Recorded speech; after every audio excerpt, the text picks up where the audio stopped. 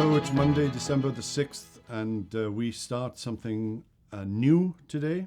We've been in the prophet Isaiah for many, many months, but that finished last Thursday, and today we begin in the book of Revelation, and I hope to take you through the apocalypse of John over the next few months, and we begin today with the first three verses. The revelation of Jesus Christ, which God gave him to show to his servants the things that must soon take place. He made it known by sending his angel to his servant John, who bore witness to the word of God and to the testimony of Jesus Christ, even to all that he saw. Blessed is the one who reads aloud the words of this prophecy, and blessed are those who hear and who keep what is written in it, for the time is near. Now, some background in order to understand the book of Revelation, and one of the things that we need to sort out before we can even begin to read Revelation is the date on which it was written. Now, if you have a very optimistic view of the future, if, for example, you're post-millennial, to use the technical term, and that you believe that before Jesus comes, there's going to be a worldwide revival, and there are many who believe that, and certainly many of the Puritans believed that.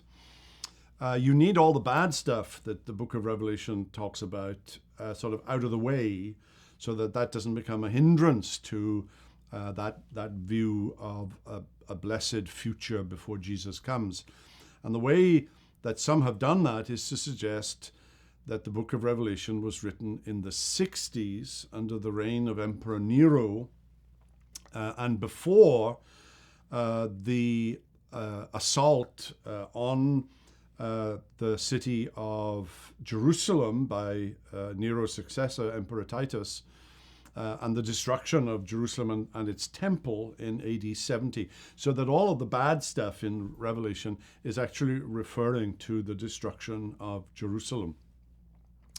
However, the scholarly opinion has long since been held and is still upheld by many scholars today that Revelation was written in the early 90s, at the very end of the first century, under the reign of Emperor Domitian.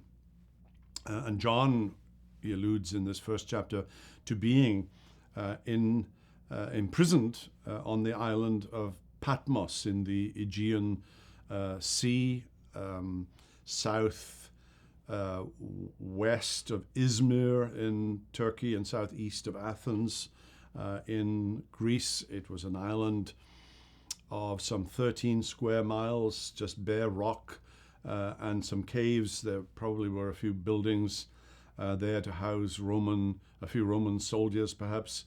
But life on this island would have been very, very difficult, especially for John, being an elderly man by this time, probably born roughly around the time of Jesus, so he would be in his 90s